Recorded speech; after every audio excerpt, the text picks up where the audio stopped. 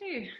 Well, Hi, everyone. Hi, everyone. Thank you for coming and welcome to the first What Would Nature Do informational webinar. Should we launch into our little slideshow? Yeah, we have a little slideshow. Okay. So happy spring, everyone. It's last night was the vernal equinox, so today is the first day of spring. An auspicious day to be starting a program entitled What Would Nature Do? Mm-hmm. And it is a full moon, and this full moon is called the full worm moon. Really? Yep. And it's kind of funny because the early birds get the worm, so we're extending our early bird rate. We'll get into that later. But I think it's kind of auspicious and sweet. Advance, please. There we go. So here we are. I'm James Edwards. And I'm Emma. And Emma and I have both been working in systems thinking and systems design through various means for a number of years. We've known each other for a number of years, and we've been working together both on design processes and teaching systems thinking and systems design for a little more than 2 years. Has anyone heard of the term or know of the term Ubuntu? Maybe like raise your hand or nod. Yeah, okay, nice. So it's an Nguni Bantu term that translates to humanity, but it's often referred to as I am because we are. And it's true. I am, we are, because. Next slide. Well, we're here today, at least in part because of our many teachers and influences. So we have here Joanna Macy and Daniel Christian Wall, two people that I listen to and read and correspond with on occasion. Adam Brock, who was both of our permaculture instructors, and Kelvy Bird, who is a personal inspiration, as well as Donald Trump. All of which is to say that whatever happens in your environment can be an opportunity for learning and for directing change, which is something we are going to be talking about. Absolutely. What other influences do you have, Emma? Things in nature, flocks of birds. For folks who are in Boulder, the cottonwood tree on Fifth and Pearl is a very special thing to me. I've hugged that tree many a time. I see the Boulder Creek is on there too. Indeed. Peaches the cat, who teaches me that I don't actually need a full night's sleep. Yeah, and we have to give a special shout out to our amazing partners. Charlie Kuhn is mine. Rosalind Wiseman is my wife. Yeah. But the real reason we're here is, well, you. Okay. Yeah. So that's a little bit about how we're sort of all interconnected socially. Yeah. All right, well, let's start with Theory U. So Theory U is a change management method, change management system. It's a way of envisioning a future outcome and then designing for it. Often when we find ourselves in times of crisis, in times of change, either feeling that we need change or seeing that we have what we might call a problem, which is the result of unintended consequences, we want to just jump to the solution. And if you look at this graphic here, you see this figure in the upper left-hand corner who looks like they want to leap across to the mount on the other side where there's a little community of folks. But you can't just go jumping across chasms because you will fall into them.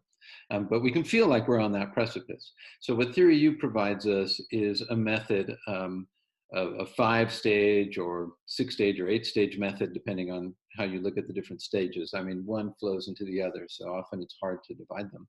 But it's a method for making that journey towards the future that we want to create. Theory U looks at the world and sees that many of the challenges that we face right now can be identified as corresponding to 3 divides. One of these is the ecological divide, which is the separation of self from nature. The second is the social divide, which stems from the separation of self from others, or at least the perception of separation. And the last is the spiritual divide, which stems from the perception of separation, or the experienced separation between your self and your ideal self or potential self. Capital S self. Yes. And you might be wondering why these are represented as icebergs. So one thing that we're going to do a lot in this course is different types of systems mapping. And mapping systems is really important to understand what are all the relationships, what are all the nodes, and what's the causality of outcomes? Why are things happening? The more complex a system, the more difficult it can be to identify causality, and therefore the more difficult it is to identify design solutions that will actually have the effect you want without unintended consequences. The iceberg model creates a hierarchy, and above the waterline, what we have is what we identify as the problem, but often it's just a symptom, right? It's the outcome of what's below the water.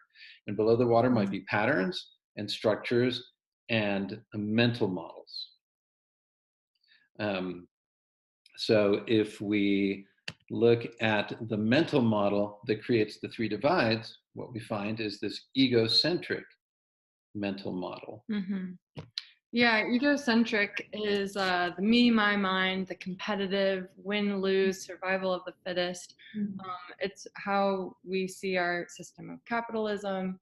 It's how most humans engage with the world, as separate from the world. Yeah, so what's the level of awareness here? It's my world, my needs. It's humans as distinct from anything else. Yep. And the balance of this is ecocentric. Right. Which is what we're striving towards. Yeah, so an ecocentric mindset is us, we, ours. It understands that the most successful strategies in nature are collaborative. We are raised to believe in survival of the fittest, but often the definition of what is fittest is incorrect.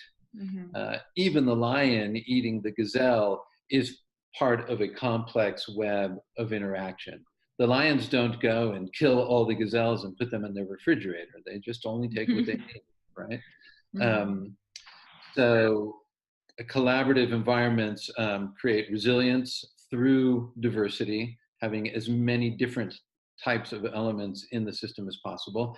And the awareness as a human is of the whole system, is the interconnectedness of us, as we explained in our opening conversation, and all of the diversity of animal, vegetable, mineral, fungus, and elemental aspects to our ecosystem. So Theory U gives us a method, or several methods, tools and methods for accessing this social awareness that help us access an open mind, an open heart, and an open will. And the open mind is about using your curiosity to put aside your preconceived notions about things and really listen in and understand. It's about accessing an open heart, using compassion to understand the perspective of the other people, organisms, elements in a system. And it's about using an open will and having the courage to let go of immediately finding the solution, to let go of having what you want to have happen in a situation be the outcome, and be open to what's possible and what's best for the whole system. So that's a little bit of what Theory U gives us in terms of learning to listen deeply to each other and ourselves. So Emma, what can we learn from permaculture about learning to listen to nature? Oops, and we jumped. Okay. Well, permaculture design is a systems design methodology that intends to create, hence the name, a permanent culture. And it does this by harnessing patterns and working to details. Now, all permaculture designers have their own sort of definition of what permaculture design is to them. And I really love Adam Brock, so I'm just going to read that and keep it clear and concise. For a worldwide movement that's grown exponentially over the past few decades, permaculture is notoriously hard to pin down. Less a body of knowledge than a process for using knowledge, permaculture attempts to weave together fields as diverse as ecology, geology, history, and indigenous practices into a comprehensive framework for figuring out how humans can live indefinitely on this planet. As my colleague Rafter Sass Ferguson puts it, permaculture is, at its core, about meeting human needs while restoring ecosystem health. A radical proposition indeed in our hyper-destructive society. Yep. And permaculture design is grounded in 3 ethical pillars: earth care, fair share, and people care. Though James and I posit that it's rather community care, because the whole purpose is to see ourselves as a part of nature, a part of the larger system, instead of separate people versus earth versus the rest. And if that's the case, you can't take care of the people without taking care of the environment that the people live in. Mm-hmm. So here we begin to see how Theory U and permaculture complement each other. Mm-hmm. We find that the 3 ethical pillars of earth care, community care, and fair share parallel the 3 divides that Theory U identifies. Earth care resolves the separation of self and nature, and therefore addresses the ecological divide. Community care resolves the separation of self and others, and therefore addresses the social divide. And I argue that fair share resolves the separation of self from self, or the spiritual divide, based on the premise that spirituality is very much about understanding our connections to that which is greater than us. In other words, our community. Yep, beautiful. And so a notion that we will continue to visit throughout the course is this idea that we design the world and the world designs us. Here, there's a little person who is walking a tightrope, holding 2 disparate items, not seeing them as ingrained, and therefore not feeling grounded, not operating in this cohesive, integrated system. After this course, we hope that through being equipped with the foundation in permaculture design, Theory U, and a whole myriad of other course objectives that we'll get to in a moment, you can sit confidently atop these 3 ethical pillars, or having sort of bridged the 3 divides and holding the disparate pieces integrated and glowing, and able to move forward with confidence and grounding. Yeah, and sort of one of the subtexts of this is this thing that I've been mentioning over and over again, which is the idea of unintended consequences.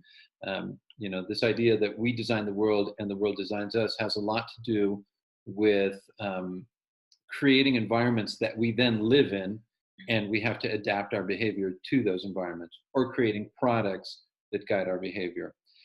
So using ethical pillars, for example, to check our designs against really alters the way we design things, and guides our outcomes away from these unintended consequences in a very conscious and deliberate manner.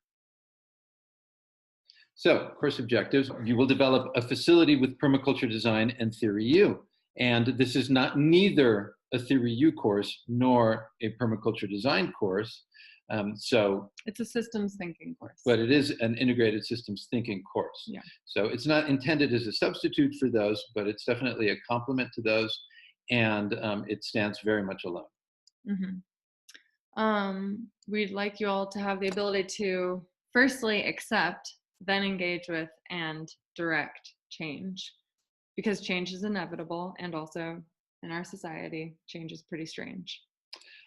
You'll develop ecological literacy, or pattern literacy, which we define as the ability to recognize, respond to, and use an understanding of the patterns that emerge both in our ecosystem, in nature, in our social systems, and even in ourselves and in our own behaviors. We would like to cultivate an ability to engage with the field. What's the field? The field is both the seen and unseen. It's what's arising and also passing away. It's kind of heady, but it is where we can tap into the present moment and feel grounded, feel at ease with the inevitable change that's happening in the world, and not operate from a state of reaction. We will definitely spend a lot of time on deep listening. We touched upon that briefly with the open heart, open mind, open heart, open will. But this is going to form a central part of the leadership training that is integral to a design course of this type. Mm-hmm. Yeah, and that listening is not only to others and to the field, but also looking internally, listening to the self. Right, gotta resolve that spiritual divide. Yeah, baby. We'll also be touching on a myriad of holistic thinking skills.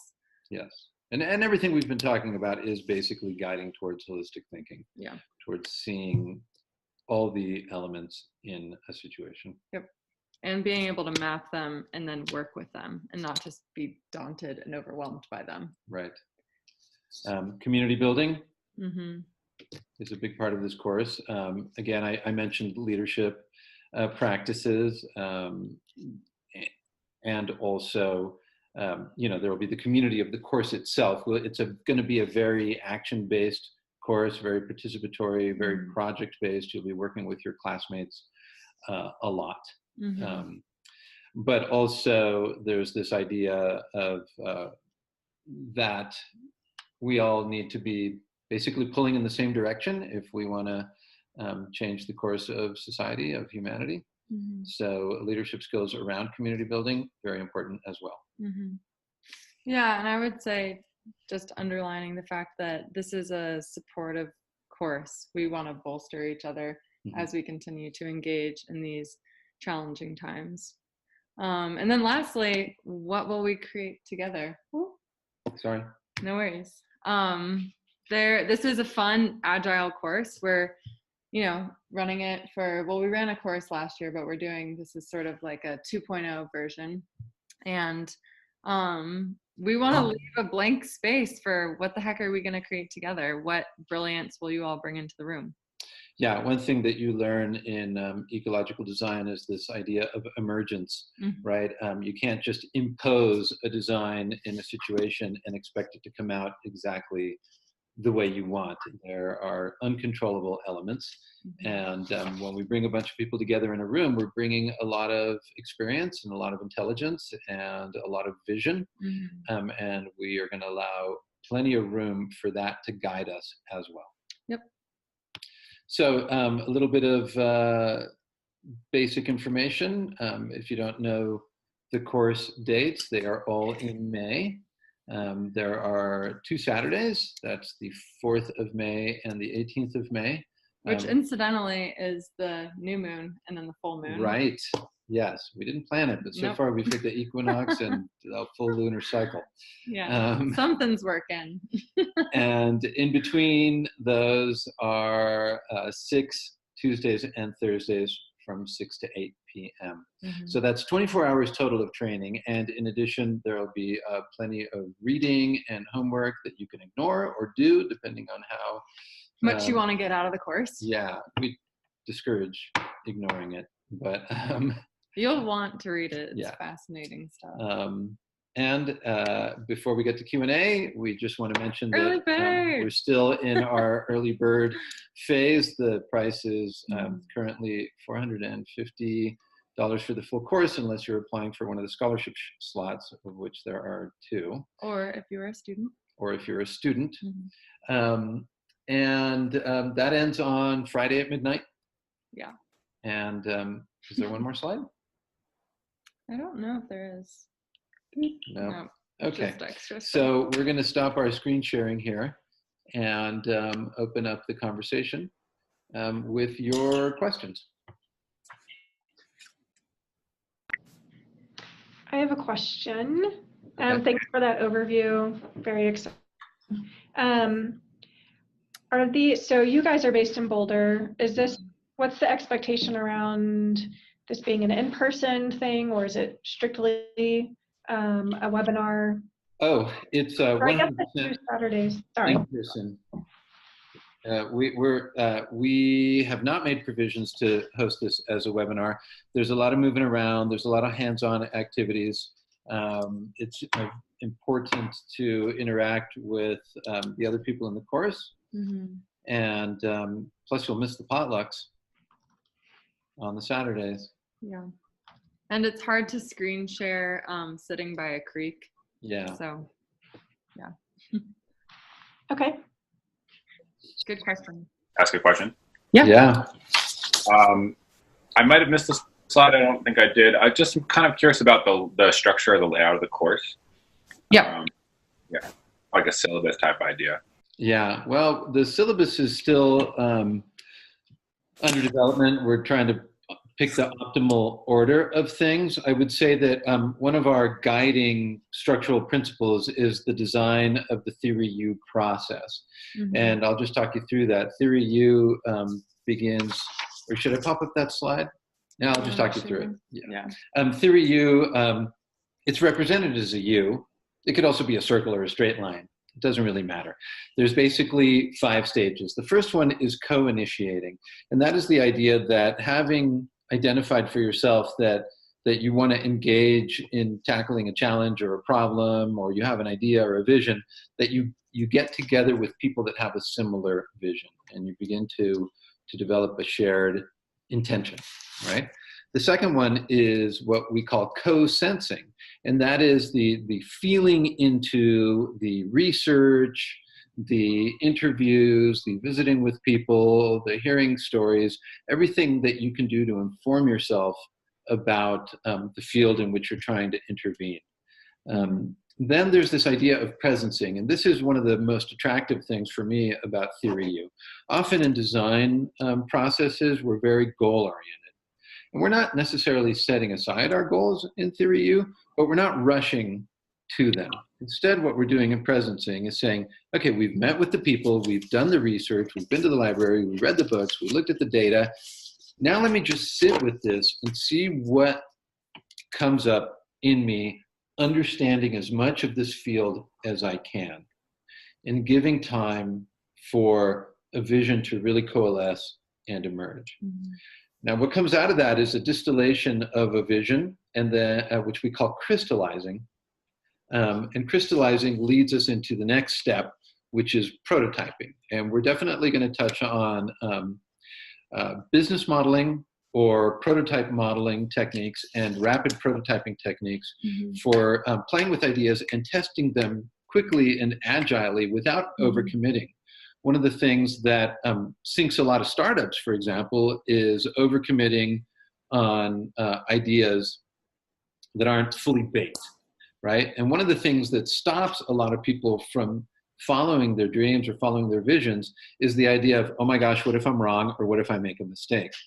The idea behind rapid prototyping is that you make low commitment experiments in order to test and refine your idea. So we enter into a process of cyclical iteration so that we can refine our ideas well enough to get us to the last stage, which is co-evolving. And that is when the idea is ready to really take it out into the world. So we'll be following that process as we go through the sessions of the 10 sessions of the course. And integrating permaculture design principles throughout. Yeah, I would say. Exactly. So the ecological literacy of permaculture informs how we understand and make decisions about both sensing the field and designing our solutions. I thought that was pretty well said. Thanks. I'm glad I recorded it. Thanks, Brian. Great question. Yeah. Any other questions at this time? I have another question. Sure. So you mentioned that there would be some readings or homework in between classes. Do you have any idea of like how much extra time, might be asked of us? Again, I know we can kind of do what we want, but like, in an ideal world, we would be spending an additional 3 hours a week, something like that, between reading and homework. Or that seems reasonable. For instance, between the Tuesdays and Thursdays, I wouldn't want to give people more than an hour of stuff to do. All right. Yeah, and I would say that part of having everything condensed into 1 month is that we really want to just shift our mental framework and like living and breathing and working with this content. So some of the homework will be like, just as you walk to work or as you like bike around, what are you noticing? So it's more like an integrated course than just like, now I'm going to sit down and read 3 hours worth of content and write a short paper. Yeah, exactly. Yeah. Practice. It'll be practice more than reading, but we're going to include some fun videos and things like that as well. Yeah. And there will be exercises you can do with your friends, stuff like that, or some journaling too. Yeah. Journaling will be a constant. True. Even in class. Mm-hmm.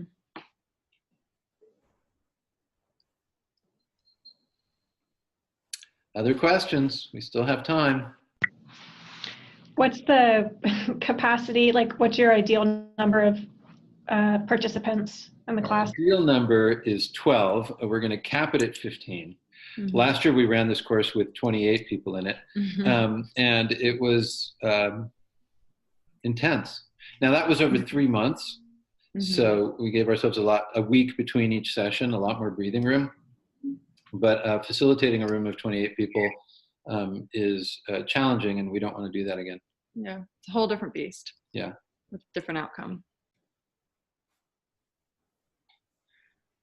I am just going to list off, because we didn't really explicitly share these, but topics that we're going to cover are, in terms of transformational leadership, there's deep listening, mindfulness practices, worldviews, democratic governance models, learning to recognize cognitive biases and how they affect decisions and communication, as they always do. Yes.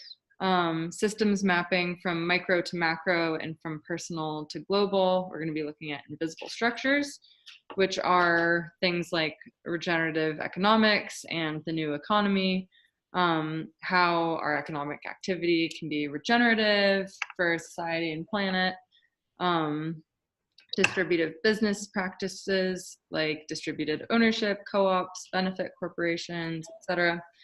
Transformative action and unlearning. Well, it's transformative action unlearning. A lot of people know about transformative action learning, but we're going to talk about transformative action unlearning, which is transformative action learning with the recognition of what our own biases are and how they might be interfering with our learning, with our ability to perceive and move forward. Beautiful. Rapid business, idea modeling, soil ecology, carbon sequestration, pattern literacy, and probably 1,000,001 other things. Yeah, the challenge is going to be to limit the digressions that we can go down. The funny thing is that, Emma just listed about 15 things here. They're all deeply interconnected, and it's very hard to talk about one without pulling the others in sooner or later. Any final questions then before we all sign off? Emma and James, is it just the two of you that will be doing the facilitating and the teaching, or will you have others that come in with their own expertise in certain of these subjects that you just listed? Yes. Yeah, great question. Yeah, so James and I, though we have a strong background in a number of these topics, will be pulling in other field experts.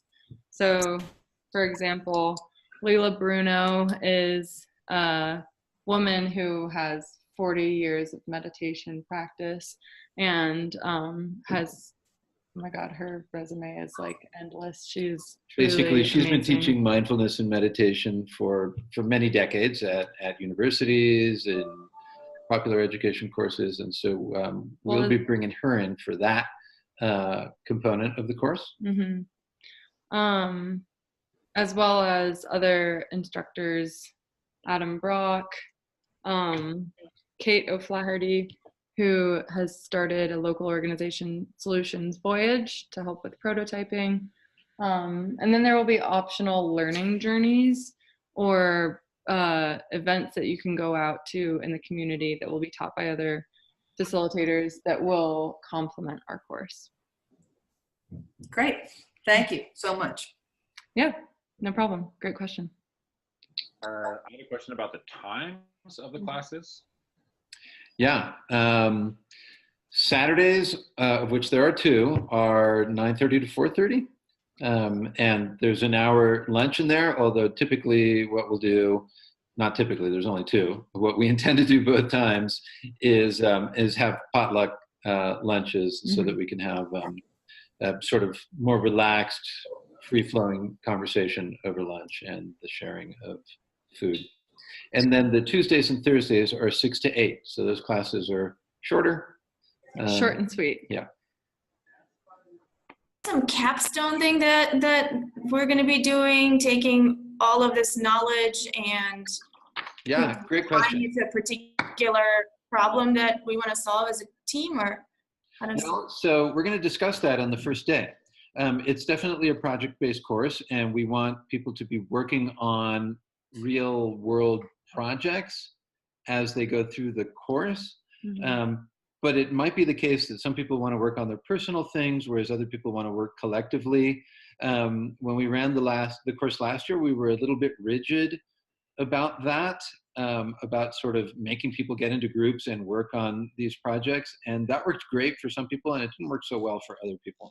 So we're going to be more relaxed about that this time. But the idea is that you are working on things. We're definitely going to ask everybody to apply a lot of the work we're doing to their personal lives, because that's a quick and easy way to develop facility with the skills. But we'd also like to see people working on bigger concepts as well. And the last day of the course will actually be more of like a graduation. And that's going to be a time where participants will present their projects back to the group, as well as other community members who come to celebrate and learn more. Yes, your guests, not our guests. You get to decide if you want people to come or not. Although maybe we'll bring some of our teachers. Oh yeah. Yeah. Definitely.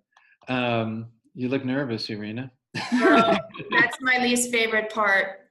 Oh, well, yeah. It's low it's low key. It's totally low Yeah. pressure. Yeah. This is really just about learning Yeah. and experimenting and trying new things. It won't be like, Boulder Startup Week pitch night or anything like that. No.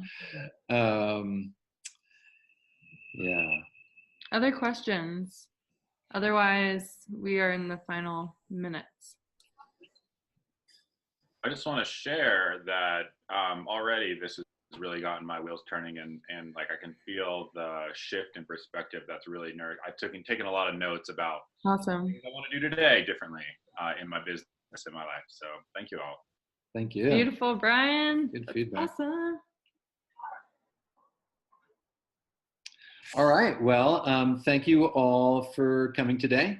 We appreciate you being here. It lets us know, who wants to learn what, and helps us sharpen our explanation as well. Yeah. And we hope to see some or all of you in our course, because I've loved these questions, and I think you guys would have a lot to contribute.